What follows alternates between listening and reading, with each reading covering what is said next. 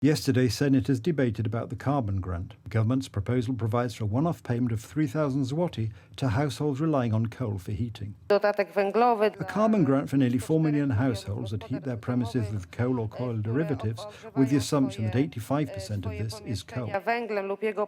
According to the Law and Justice politicians, this government bill answers the crisis caused by Russia. Coal prices due to the war in Ukraine, an energy crisis that Russia caused before the war in Ukraine even broke out, but the war in Ukraine exacerbated this crisis. Due to the embargo on coal from Russia, prices have increased many times over in European markets.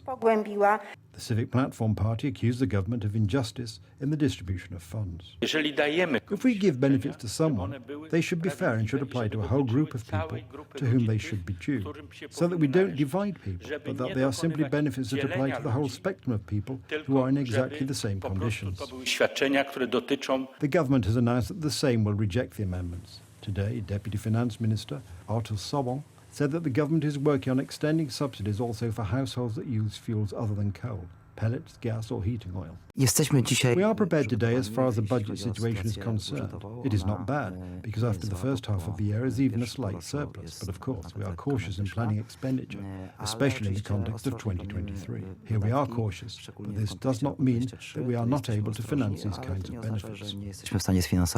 Experts estimate that support is needed, but that due to high inflation it should be limited. It is certainly necessary to consider whether everyone needs this 3,000 zloty support, or whether it should be directed to those who are threatened by energy poverty. This is a question for the government.